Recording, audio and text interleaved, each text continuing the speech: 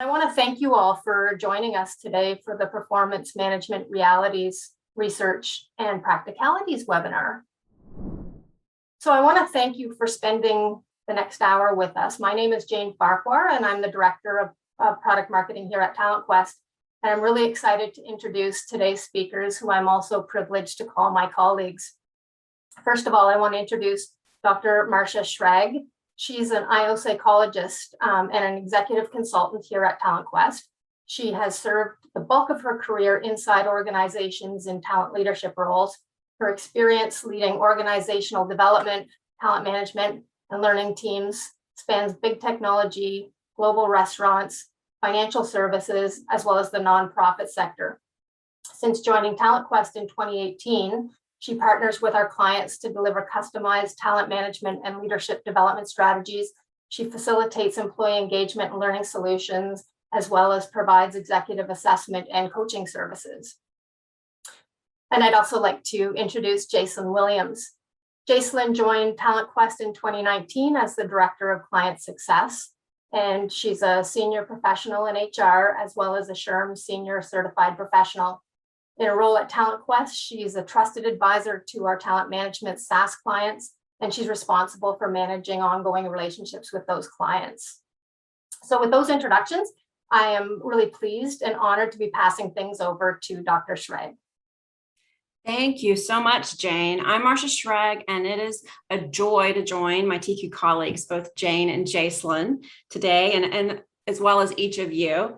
I'm really serving as a learning partner today. I'm joining today from Atlanta, working remote within our current Talent Quest hybrid model. Jacelyn, are you at home today working remote, or are you in the office? Greetings, Marcia. This is Jacelyn. And yes, I'm also working remotely from Atlanta, one of the best cities in the United States. I like that. Well, fantastic. I'm curious, others that are joining, if you might want to use chat feature, as we do want to hear from you. We'll practice using that. And if you could share your location where you're joining from today, and perhaps Jane can share with us some of the highlights. Sure. It looks like we've got a few people from Atlanta. I've got somebody here from Jacksonville. Any more Canadians out there? Or am I the only one in Canada? We've got somebody from Stonecrest, Georgia. Looks like a big Georgia contingent. Oh, Minnesota. Shout out to the Northerners on the call. Some people from Texas and Florida. Looks like a good span, but mostly from the southern states, Marcia. Thank you, Jane. And we love our Canadian colleagues and friends. So it's great again to join you all. We're so pleased for the next hour to discuss the realities, research, and practicalities of performance management, or PM, that we'll continue to reference. We're all navigating the variety of layered change, COVID-related challenges. So we thought this topic may be of interest to you. Perhaps similar to you, Jacelyn and I, we're both employees. We currently are or have been people managers, and we've been internal HR leaders who have wrestled with the real performance management challenges. And now we enjoy partnering with our clients to help you wrestle with those PM challenges and find optimal solutions. Jane, do you mind loading our next poll, please? Certainly. So we are wanting to continue to hear from you. With the 2021 COVID challenge, what, if any, challenge specifically to your PM process are you experiencing? Here are some choices: maybe a significant business change, tracking remote work may be a little bit difficult, providing virtual feedback. We already know you're doing it. There could be turnover and staffing challenges that you're facing that impact performance management practices. And perhaps there's other, you can type in chat and let us know what that might be. Yeah, it looks like a lot of people are dealing with a lot of turnover, Marcia. Yeah, it is real. I was having a coaching conversation this morning, exactly of that. Just share out the results. Any chat, other challenges? I haven't seen anything come in through the chat, but I'm sure there's others. Feel free to type it in. Oh, new hire engagement. Oh, sure. Yeah. I've met so many people, perhaps like you, that have started new jobs during COVID and have yet to meet their manager or others in person. We loved it when Jane came south not too long ago and finally got to meet her in person. But that's real. It's been a strange year for sure. It has. That's great. And we do appreciate you all sharing your experiences throughout these polls. I think sometimes it helps just to know that you have other colleagues who are experiencing the same types of challenges. And so it just makes it all feel closer and more manageable. What I would like to do is kind of just go over the agenda and the learning objectives for our time together. And hopefully this meets what you were looking for when you decided to join us today. So the first objective is to describe the major challenges that COVID-19 has brought to your performance management process and really all of our performance management processes. Next, we'll try to understand how the trends and research on performance management were really already evolving pre-COVID, and then layer that with how that very same data is applicable to the current challenges related to COVID-19. And then lastly, we will share some examples of ways that organizations are pivoting to improve performance management. So it's a nice mixture of research, real life, and really how to take some of these topics that we're discussing, some of the examples, and make them your own. And we know that, we're approaching the last quarter of the year. And really for many of my clients, this is the busiest time of the year. I'm sure it's the busiest time of the year for many of you. And HR teams are challenged to balance and plan several key activities, including, but really not limited to, benefits administration, performance discussions, and then looking ahead, looking forward to 2022, goal setting and compensation reviews. And that's a mouthful, right? It feels sometimes overwhelming. So we really wanted to start off with talking about an example timeline so that we could further illustrate some of these realities. Thanks, Jacelyn. Just as Jacelyn said, we thought it might be helpful just to look at, again, this may be similar to your process. It may be a little different, but really looking at a sample and then again, kind of reminding ourselves of some of those significant COVID-related disruptors. So, with this one, you see there's regular performance discussions with goals, real-time feedback encouraged throughout the year.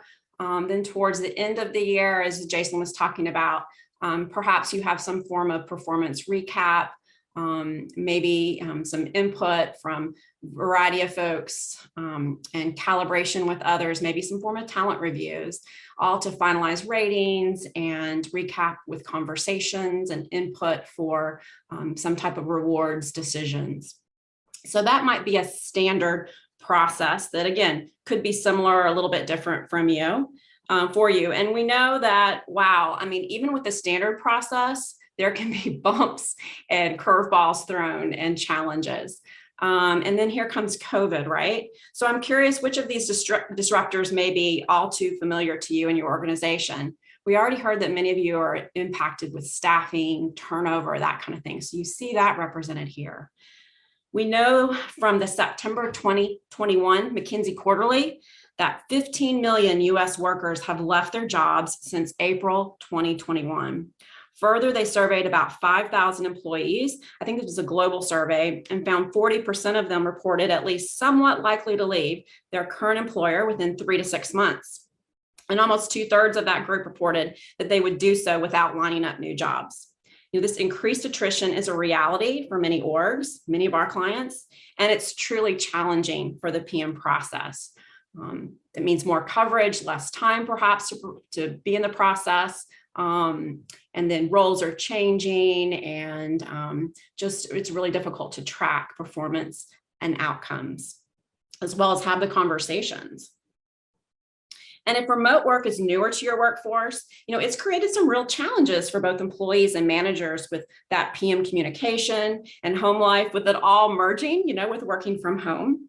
And then we've already made mention of if your business model has been impacted by COVID-19, that can be significant impact to your goal setting, your team alignment, and then performance tracking can be especially difficult. Were there any chat comments, Jane, regarding perhaps feeling these disruptors resonating or other ones? Yeah, I haven't seen anything yet, Marcia, but just, Okay. yeah, to reiterate, I mean, a lot of people, are losing people that they may not have even met over the last year. So it's definitely been a challenge for a lot of people. I'm going to actually put a resource from SHRM in the chat that you guys can use for reference that really talks about some coronavirus resources as well. Thank you, Jane. And I think someone mentioned, again, onboarding new folks, right? In this, perhaps in a remote environment. I'm not sure of your specific situation, but that can be really challenging with getting them on board, getting them equipped, having them have clear goals and expectations so that they can also have an accelerated time to understanding their role and being successful in their role with their performance. Yeah, and Rebecca completely agrees with the fact that she's really busy filling opening positions. So a little bit more reinforcement. Yeah, it makes it challenging for HR leaders if you have responsibility for leading this process. If you're, a lot of time is being spent on sourcing and hiring new talent. So I understand that. Well, we definitely wanted to touch on this kind of theme around where reality, research, and practice meet. As I mentioned, those of us who have designed, led, facilitated PM processes, real challenges to PM are not necessarily new. So the pre-pandemic reality is that there's been a value gap observed pervasively by PM participants, both managers and employees for years. Perhaps you've had executives asking for, let's look more critically at our process. Let's see how we can improve it. So the conundrum, while most organizations believe they need some form of PM, there's really little consensus on how best to manage employee performance. Some different views out there. And at the same time, there is informal consensus that PM still matters. SHRM, I think it was a 2017 study, they reported that 1% of organizations surveyed plan to eliminate formal performance reviews with their PM. That was, a very small number. And I think additional research supports this, that PM still matters and some form or fashion of it's really important if you're wanting to impact organizational performance, reward and retain your staff. So after a decade of significant PM practice focus and fluctuation, there's great news. The research is finally caught up.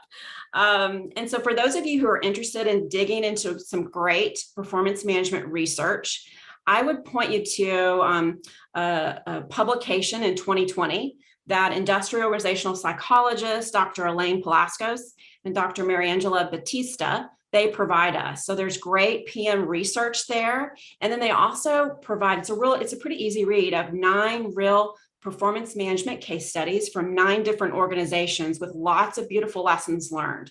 We're going to reference some of that today and what we share with you, some of the key themes, along with what some of our clients we've learned with them. So again, here you've got reality, pre-pandemic, value gaps, a lot of fluctuation, lessons learned, research is catching up, and then here comes COVID to disrupt everything, including our performance management. Dave Ulrich at the University of Michigan and a management consultant whom I follow, he notes that the 2020-2021 people and organization crisis raises the bar of expectations for HR and really presents an amazing opportunity for HR to add enormous value and positive impact. He suggests that HR leaders help organizations look forward, not backward, pay attention to patterns versus events, and focus on results versus activities. And I think these things can be very relevant, of course, to what we're experiencing with COVID. At Talent Quest, we really recommend seizing this intersection opportunity with lessons learned from both practice and research to address those real PM challenges that are further magnified by COVID-19.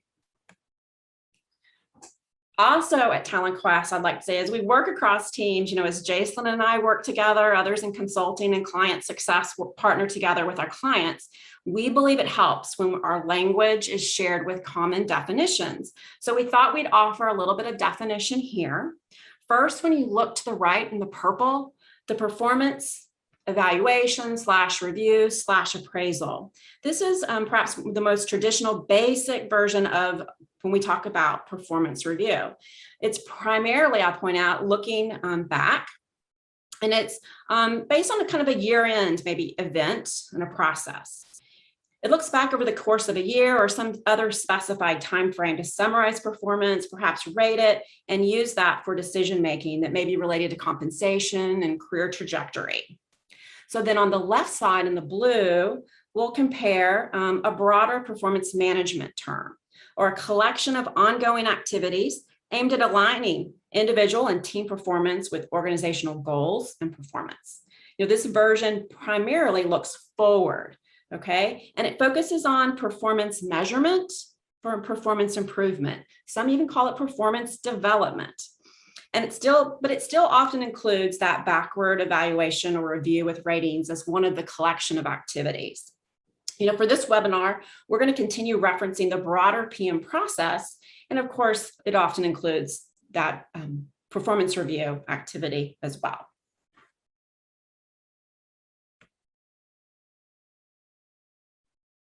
So prior to the pandemic, we've learned through practice and evidence-based research that there's value to be found in some directional shifts, right? Through all those lessons learned in the research. And then since COVID, we've also learned the necessity of pivots and shifts. Here I'd like to quickly pause. And as we go through some of these directional shifts, I would like to note that there's, so many variations of these that organizations are finding useful. So I'd also like to challenge you as we review these directional shifts and then provide some specific examples from practice and research.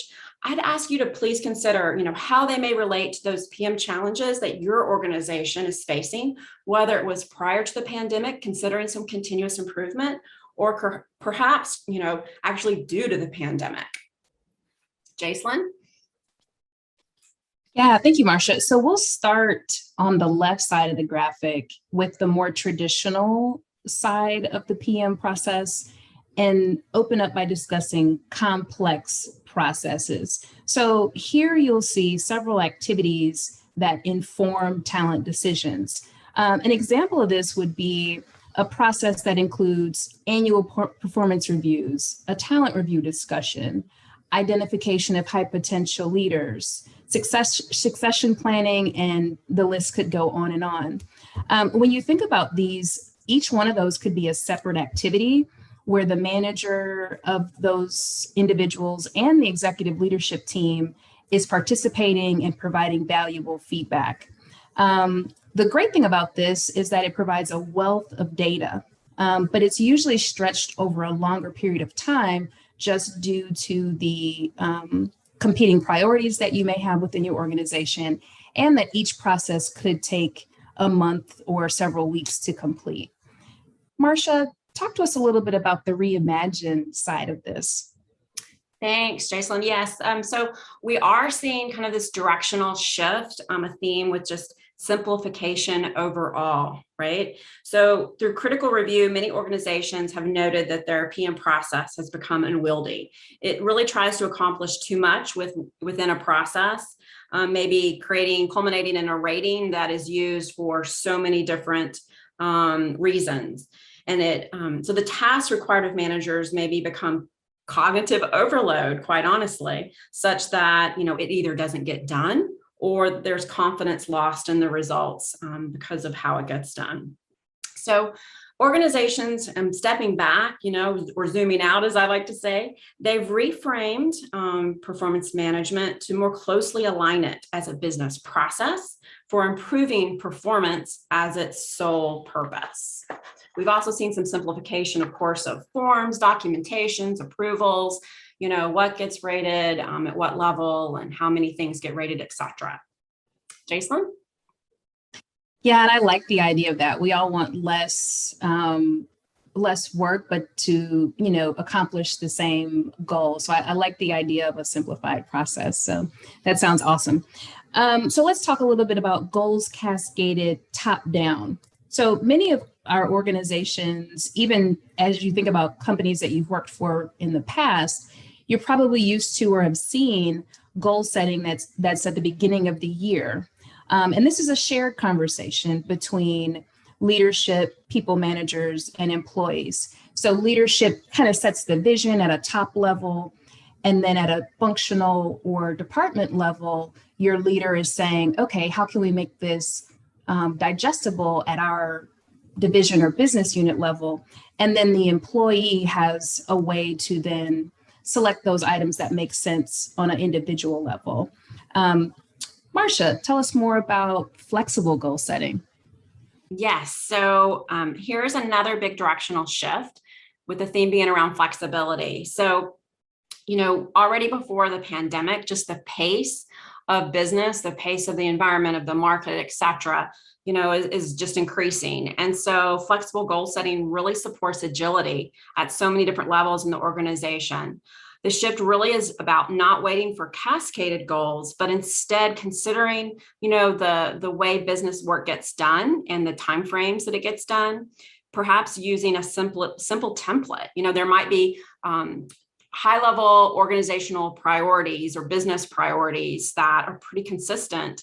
And then teams go ahead, not waiting on cascaded goals, but go ahead and set their goals and are ready for updates as needed if for events like COVID, right? It can be an iterative process for managers, employees to set meaningful goals. And I emphasize the term meaningful. That's really important, aligned to organizational priorities and based on the most important parts of their role. Jacelyn. Okay, so this is one of my favorites, informal feedback. So on the traditional side, you're probably used to those conversations that happen in the hallway where you did a great job and someone says, wow, you really nailed that presentation. So this is ongoing feedback. It's in the moment. It could be anything from daily encouragement, comments from customers or clients. It could be recognition from management during a meeting. I have a weekly call with my extended team, and we try to start the meeting with kudos each week. We don't always do it, but it's a nice way to make everyone feel that their contribution is being noted and celebrated. So let's talk a little bit more about the reimagined informal feedback or feedback. Thanks, Jacelyn. Sure. So this emphasis is pretty significant, we're seeing, on coaching and feedback. So what Jacelyn described is fabulous. However, oftentimes organizations, they may not have invested really in a supportive culture and the capabilities that, are really ensure that it happens for seeking, giving, and receiving feedback. Yes, I said seeking it. That's a skill. And they're also finding that technology can be helpful for doing that, to tracking and ensuring, to understand what conversations perhaps are really happening. As I mentioned, it requires that supportive culture. And these skills we're seeing with our clients have become incredibly valuable during COVID. Ensuring that you're having, you're making time to give feedback and to talk about how things are going with supportive conversations. It requires some variation maybe in skills for virtual feedback, but it's super important. And these coaching skills and having high quality virtual conversations, there's significant return we're seeing in just ensuring the well-being and the care and the support and a positive employee experience. Jacelyn. Okay, and we'll round out the directional shifts with performance ratings. So performance ratings are usually connected to an annual process. And Marcia talked us through on the previous slide about some of the difference between performance ratings, reviews, appraisals, and a true or distinct PM process. So this is generally one cumulative decision. So it looks at all the things someone has accomplished during a specific period of time. It's usually scheduled, it's usually formalized and documented. And in most cases, the manager's feedback is the final rating. So they have a lot of decision-making capability to inform compensation decisions, developmental decisions, and promotional opportunities. So this can kind of be, it can kind of feel heavy sometimes when you're having a performance conversation if it's done in this manner. What about the reimagine side? Sure. So as Jacelyn knows, we get a lot of questions from clients around performance ratings, and we'll be talking a little bit more about that.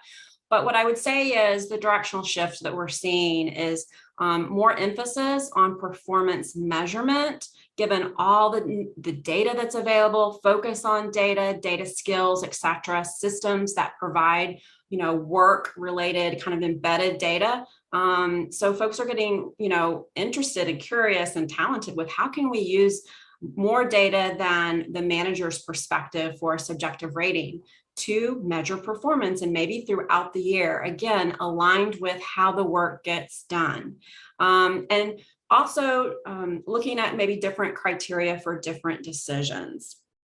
So what it comes down to, I think the research has shown that employees prefer when they feel that ratings are accurate and when they're fair. And so it's really important to consider, if you're using ratings, are they aligning to the decisions, the purpose that they're being used for, and what's the belief, perceptions of your employees in terms of accuracy and fairness.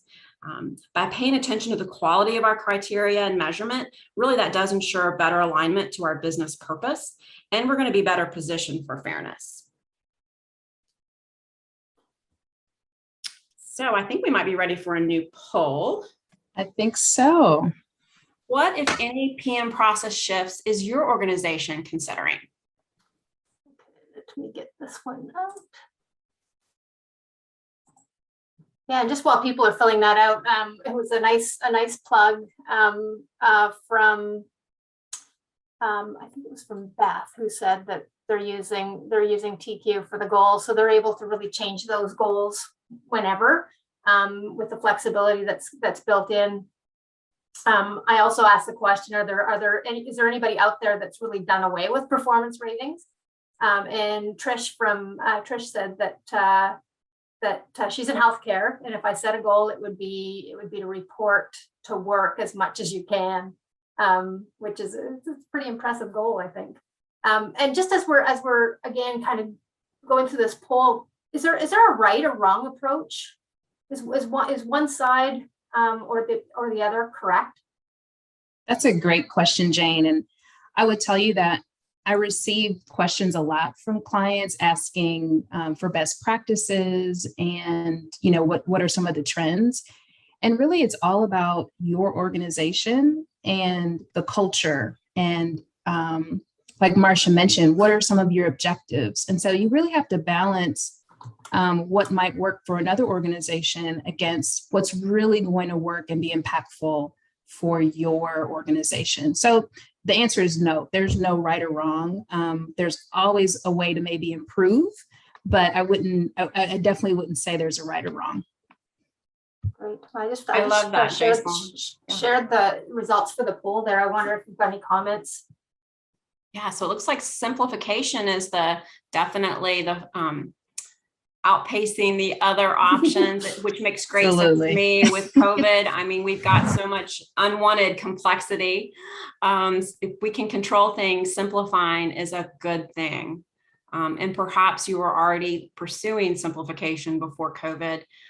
I think that's really wise to make sure you've got a laser focus on what matters most: measurement, behaviors, outcomes, results, that kind of thing. So fantastic.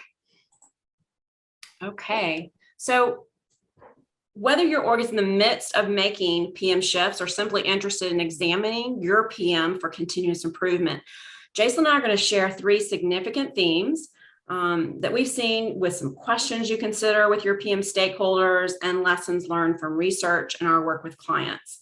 I'll share that, when we work with our clients, we tend to come in and we want to ask questions and facilitate some review and understanding of your context. And so this is a great theme that we've seen in our work with clients, as well as from those lessons learned through organizations that have made significant changes, and then the research. The context does matter. As Jason just said, there's not necessarily a right or wrong approach. But we really encourage stepping back and asking, what is your PM purpose?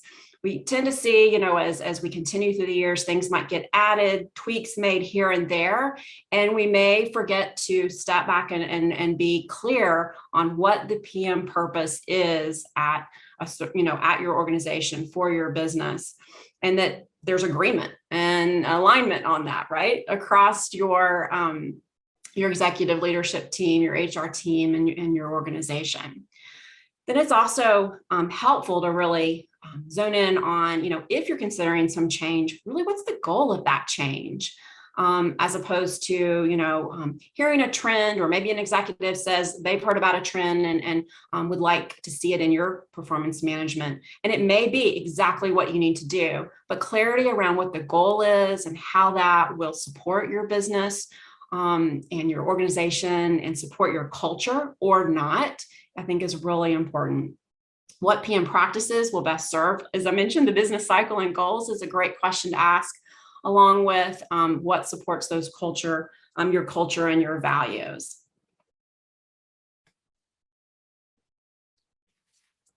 So I'll take a moment to share a few client and research lessons, and Marcia will jump in as well with some that she's familiar with. So, we really want to emphasize, and I believe a lot of us know this on the call, that, performance management is not an HR activity. A lot of times, you may hear, or executives may say, I don't have time for this HR thing. And really, it's something that affects the business. It's critical to the business, critical to the health of each individual employee. And so one example that I really love was the president of a business that I was supporting spoke really, really passionately about performance management and how, we all have to be tuned in and taking ownership of our development. We each have to participate. And it really changed the tone for the other leaders.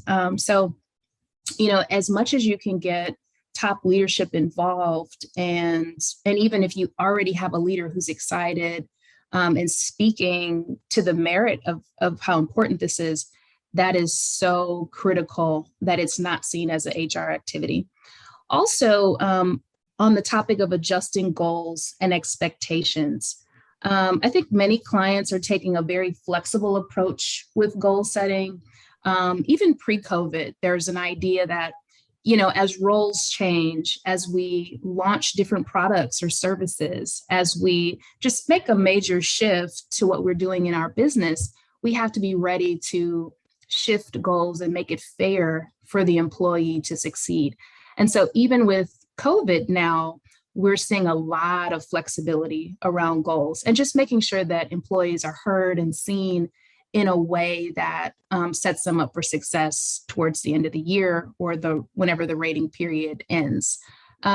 Marcia, any other client or research lessons? Sure. I will just reinforce a couple of things you said with first, research around organization agility.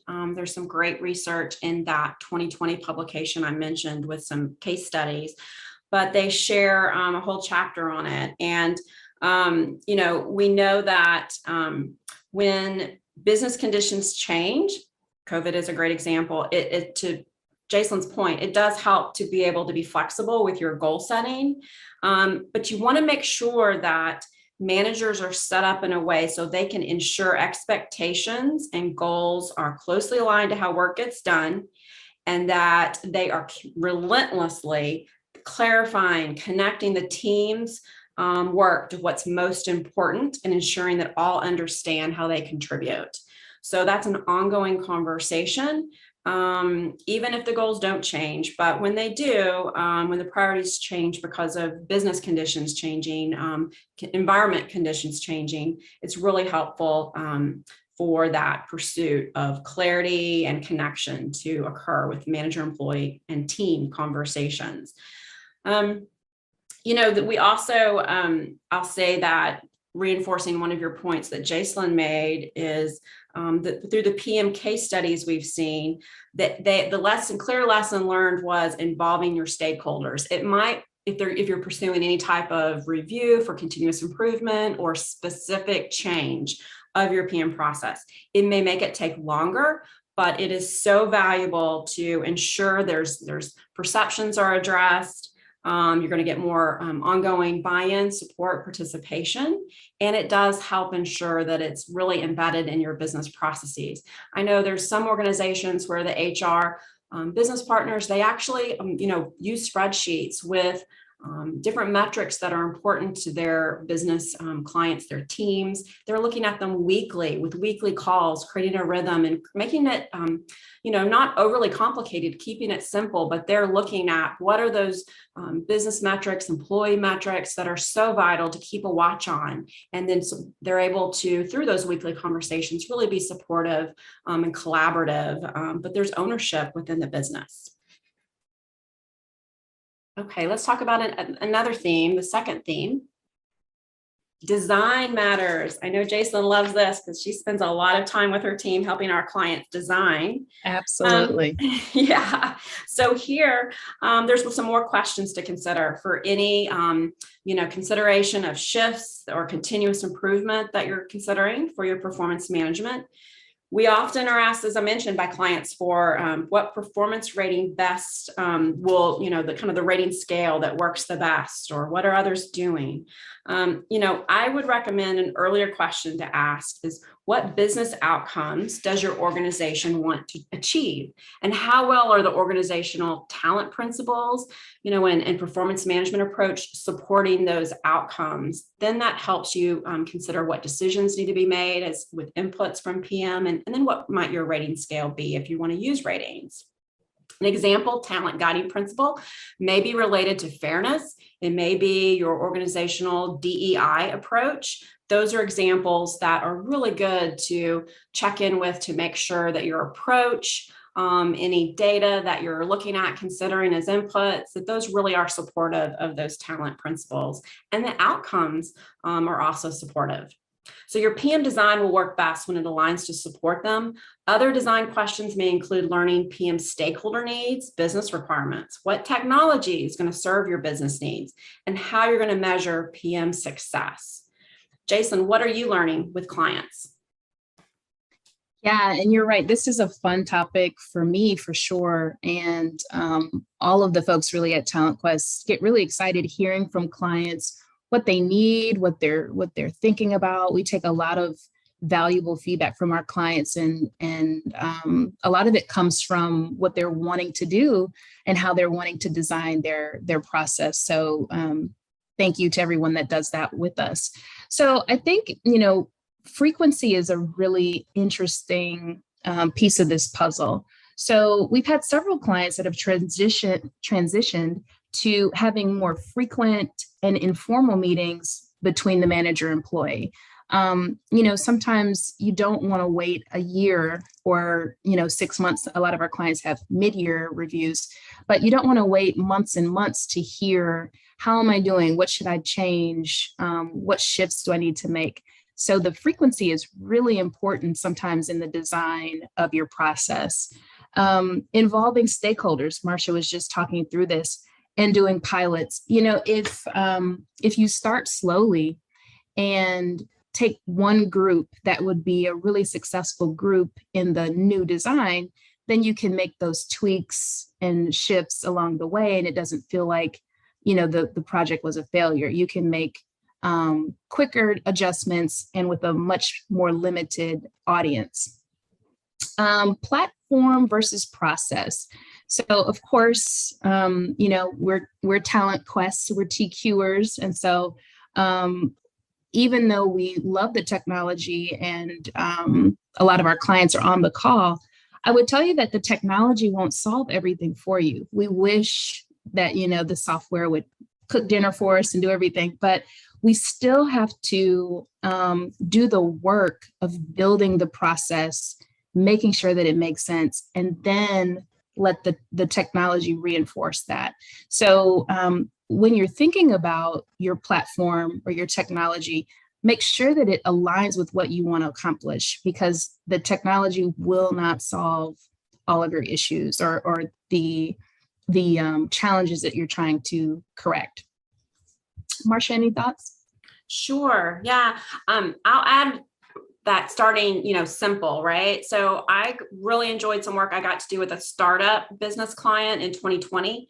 They were interested in offering some 360 feedback. And this was going to be the first time that their mid-level leaders had gotten any feedback. They were going to be, rating peers and this kind of thing. And the executive leaders committed to being the deliverers of the 360 feedback, kind of in person. So it was, I thought, a fabulous kind of goal objective, but they recognized that they needed to walk before they ran. They only decided, rather than asking a lot of different items for ratings, they first decided, let's ask a few open-ended feedback questions. And during COVID, they wanted their middle managers to gain more development feedback support, but not overwhelm them, right, with data or feedback. They knew it also that it takes time to create a feedback ready culture. So we did some learning support to help the executives as well as others with that. And then I'll toss out, to the branding, the last bullet. I've seen some fun branding. I think this can be really impactful to reinforce your PM purpose, to kind of reset if you're making some change, helping folks know that something's different. Some fun branding that I've seen, just as examples. One organization ensures that every employee has what they call a know and grow plan, even after they start with onboarding. And that includes kind of their performance priorities and their development priorities. Another organization introduced this time to talk conversations. So they had some platform to support it, technology platform, but they really wanted to reinforce more frequent practical check-ins. It's time to talk. And then finally, I love performance management branding that one organization chose. It was called Raise the Bar, and it reinforces kind of their shift and their PM purpose. Fun. It's kind of fun sometimes to get in the branding and even involve your marketing and check in on how it reinforces your cultural values too. So here's our third and last theme, and it's that skills matter.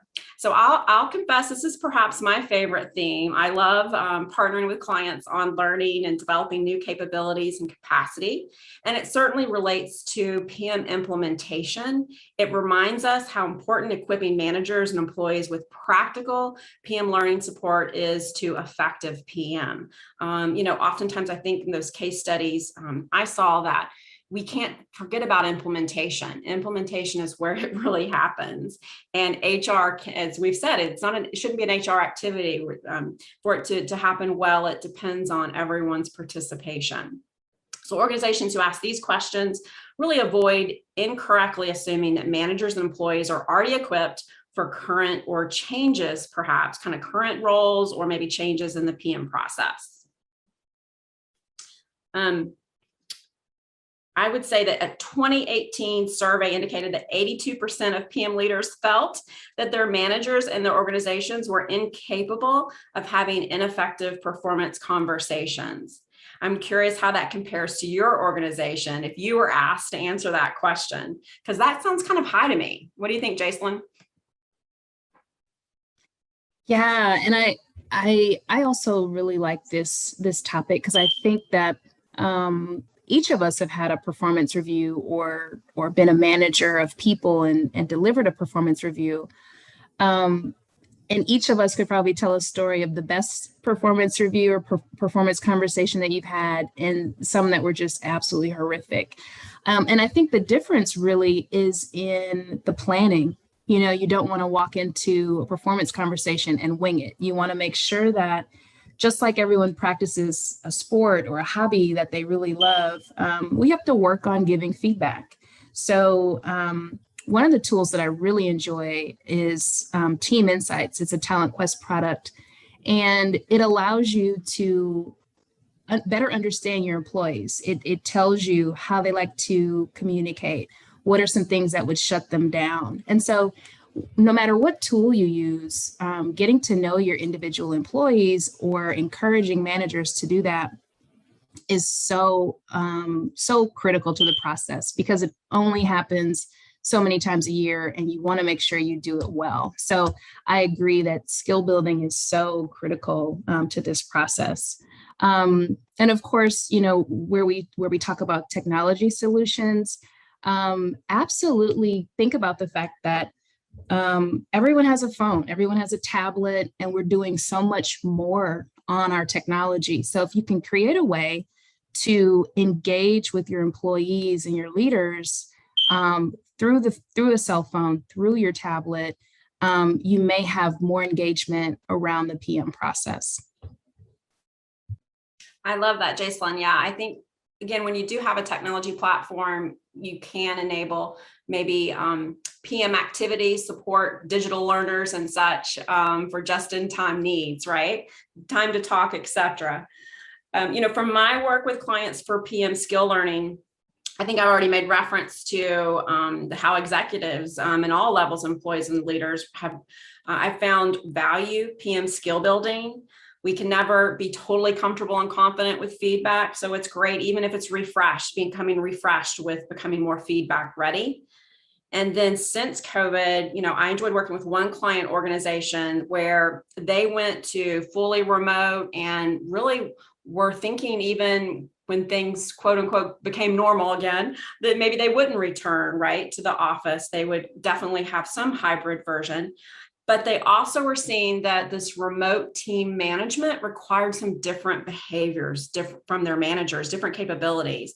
So I worked with them. They were interested in maybe, again, doing a 360 feedback development support kind of tool that included some competencies for managers managing remote teams. So we looked at, what is a little different about that? What are the expectations? What are the needs for the business and the employees? And then what does that look like from a manager capability standpoint, so that they could get some helpful feedback for development support with an eye towards perhaps eventually considering it as performance management input.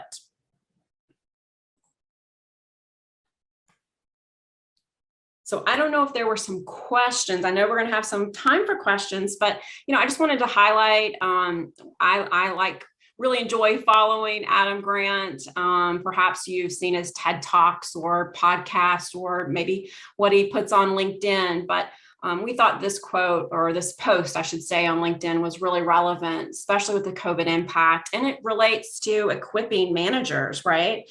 Because COVID truly has magnified any gaps in PM skills and gaps in our organizational culture. If we had some prior to COVID, they've perhaps been spotlighted even more. And so equipping managers to have more authentic, caring, supportive conversations has become even more important to the employee experience and well-being.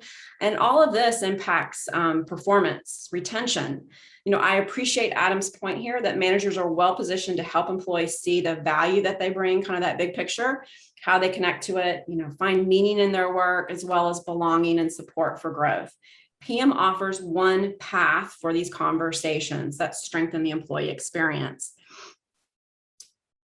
Jacelyn, I have had so much fun preparing and tagging with you today. Do we have some questions? Yeah, well, just if you want to just flip to the next slide. Sure. Marcia, I just have to, we'll just do what I call the pay the bill slide, and just let you know that Talent Quest has deep roots in behavioral science and has designed a SaaS talent management platform that really puts people at the center of every process. So in addition to supporting your performance management processes, Talent Quest's full suite of talent management capabilities will help you hire, manage, develop, and retain the best and brightest. And our strength really is in leadership development coaching, as well as exceptional support to make sure that you're all very successful in everything you do. Flip to the next slide. You want to get to the next slide, Marcia? So I sincerely want to thank Marcia and Jacelyn for the great talk this afternoon. And also to you for attending the webinar. You can learn more about Talent Quest at www.talentquest.com, or you can contact us at let's-talk@talentquest.com.